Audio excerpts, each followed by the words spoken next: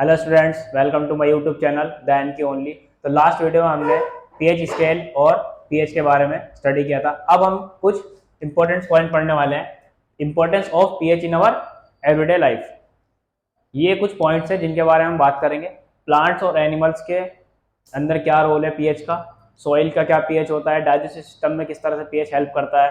Tooth D के पढ़ेंगे, फिर उसके बाद हम देखेंगे self defence bye animal and plant. तो सबसे पहले हमारे पास क्या है, प्लांट्स एंड एनिमल्स। अगर हम बात करें एनिमल्स की, एनिमल्स में हम ले लेते हैं ह्यूमन बींग्स। ह्यूमन बींग्स की जो बॉडी होती है वो एक नैरो रेंज ऑफ पीएच पर वर्क करती है। नैरो रेंज ऑफ पीएच पर वर्क करती है, जो 7 से लेकर के 7.8 तक हो सकता है। मतलब किसी भी ह्यूमन की बॉडी के अंदर जो पीएच है, ब्लड का पीएच है, वो 7 से लेकर के 7.8 तक हो सकता है। 7.4 भी हो सकता है, 7.6, 7.5, 7.3, 2 कुछ भी हो सकता है, लेकिन रेंज क्या होनी चाहिए, 7 to 7.8 ही होनी चाहिए। ठीक इसी तरह अगर हम प्लांट्स की बात करें, प्लांट्स के अंदर जो ग्रोथ होती है वो ग्रोथ होती है मैक्सिमम ग्रोइंग न्यूट्रिएंट्स मिलने से।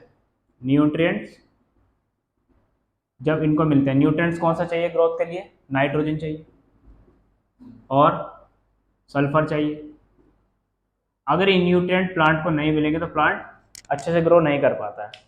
तो इन न्यूट्रिएंट्स के लिए प्लांट के पास क्या चीज़ है, प्लांट्स के पास वाटर है जिससे वो न्यूट्रिएंट ले सकता है। लेकिन हम हर टाइम वाटर सप्लाई नहीं कर सकते, तो जब भी प्लांट्स के पास रेन होती है, अगर बारिश होती है, जैसे हम बोलते हैं ना मौसम की पहली बारिश है तो उसके अंदर नहीं नहाना चाहिए। क्यों नहीं नहाना चाहिए, क्योंकि जो पहली बारिश होती है रेनी सीजन की, उसमें क्या होता है, कुछ ऑक्साइड्स होते हैं। ऑक्साइड जैसे nitrogen dioxide, sulphur dioxide, carbon dioxide, gases के क्या होते हैं, ऑक्साइड्स होते हैं। ये ऑक्साइड्स रेन के अंदर आने के बाद क्या कहलाते हैं, एसिड रेन कहलाती है ये। और एसिड रेन का पीएच, एसिड रेन का पीएच होता है 5.6। और प्लांट की ग्रोथ के लिए भी, प्लांट ग्रोथ के लिए हमें पीएच चाहिए होता है 5.5 to 5.6। प्लांट ग्रोथ के लिए पीएच कितना चाहिए हमें, 5.5 to 5.6। अगर एसिड रेन प्लांट के पास तक पहुंचती है तो प्लांट को क्या पीएच मिल जाएगा, 5.5 to 5.6। उसके अंदर उसको क्या मिल जाएगा, nitrogen dioxide, sulphur dioxide, carbon dioxide, other elements भी मिल सकते हैं। लेकिन सबसे ज़्यादा ज़रूरत किस चीज़ की है, नाइट्रोजन की, क्योंकि नाइट्रोजन मोस्ट इंपॉर्टेंट एलिमेंट होता है प्लांट ग्रोथ के लिए। तो ये है प्लांट के बारे में। अब हम देखेंगे सॉइल में पीएच कितना होता है।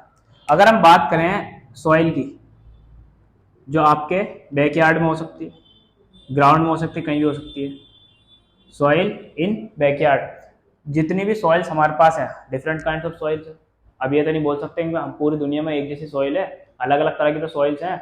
अगर मैं अपने घर की बात करूँ तो वहाँ पर अलग तरह की सॉइल मिलेगी। अगर मैं किसी ग्राउंड में जाकर के वहाँ से सॉइल लेकर आता हूँ, सैंपल लेकर आता हूँ, तो उसके अंदर अलग एलिमेंट्स होंगे, वो अलग तरह की सॉइल्स होगी। तो हम क्या बोल सकते हैं कि सॉइल की भी एक पीएच रेंज है, 7.4 से लेकर के 10 तक। इसके बीच में कोई भी पीएच हो सकता है सॉइल का। अब ये ज़रूरी नहीं है कि अगर मेरे बैकयार्ड में 5.2 पीएच वाली सॉइल पाई जा रही है तो आपके बैकयार्ड में भी यही सॉइल पाई जाए, ऐसा ज़रूरी नहीं है। इसको नोट कर लीजिए। और नेक्स्ट पॉइंट है हमारे पास डाइजेस्टिव सिस्टम। ये सबसे ज़्यादा इंपॉर्टेंट है और इससे क्वेश्चंस भी काफ़ी आते हैं, तो आप हेडिंग लिख लीजिए, डाइजेस्टिव सिस्टम।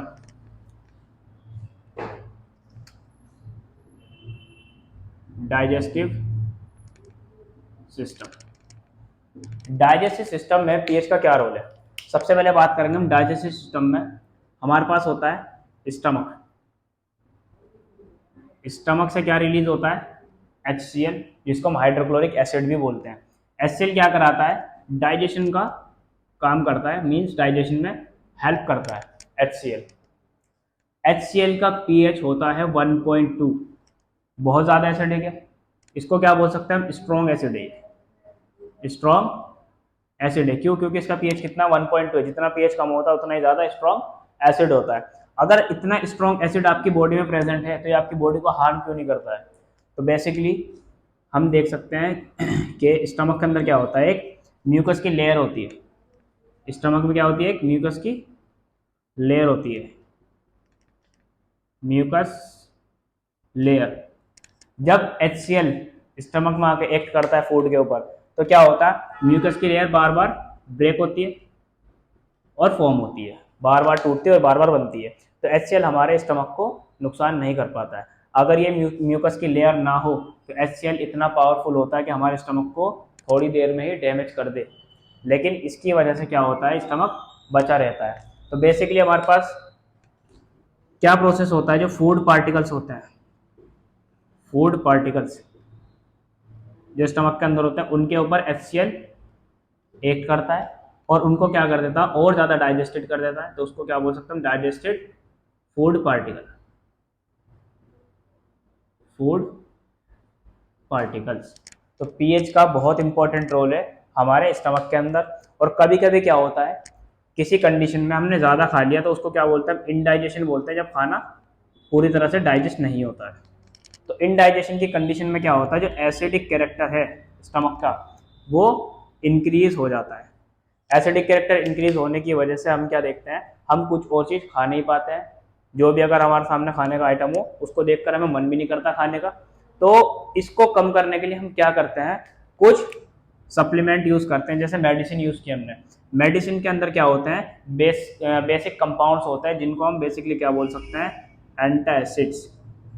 एंटासिड से क्यों कहा जाता है? क्योंकि एंटा मीन्स क्या होता है? अगेंस्ट, और एसिड का मतलब क्या होता है? एसिड।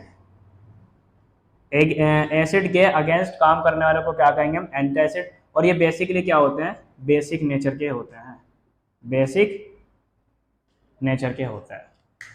तो इतना सारा रोल प्ले है पीएच का हमारे डाइजेस्टिव सिस्टम के अंदर। अब जरा हम देखते हैं टूथ डीके किस तरह होता है। इसको नोट कर लीजिए और नेक्स्ट हेडिंग लिख लीजिए, टूथ डीके।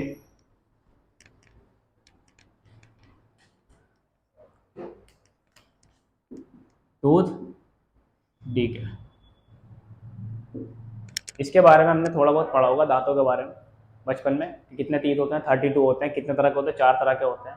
लेकिन हमें यहाँ पर पढ़ना है कि किस तरह से टूटते हैं।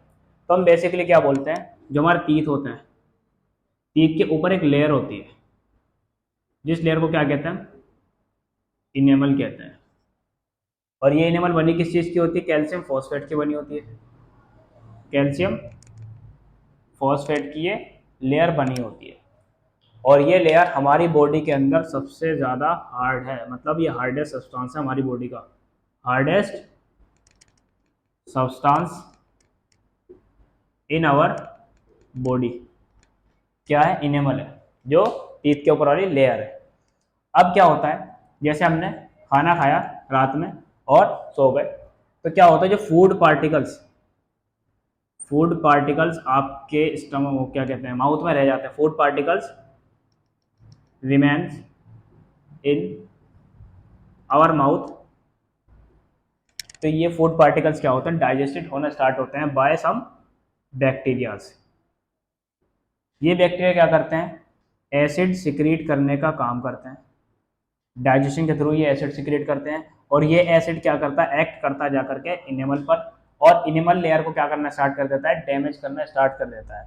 तो इस एसिड के अटैक से बचने के लिए हमें क्या करना है? डेली खाने के बाद ब्रश करना चाहिए, ताकि ये बैक्टीरिया इस पर वर्क ना करें फूड पार्टिकल्स पर, और एसिड सिक्रीट ना हो। एसिड सिक्रीट नहीं होगा तो इनेमल भी डैमेज नहीं होगी। और अगर हमारे माउथ का पीएच कम हो जाता है, लेस देन 5.5, तो क्या स्टार्ट हो जाएगा? टूथ डीके स्टार्ट हो जाएगा। Tooth decay starts. मतलब ये है, अगर आपको अपने टूथ को सलामत रखना है तो 5.5 से ज़्यादा ही पीएच होना चाहिए। मीन्स जो बॉडी रेंज है हमारी, क्या बॉडी रेंज बताई थी? 7 to 7.8 रेंज है।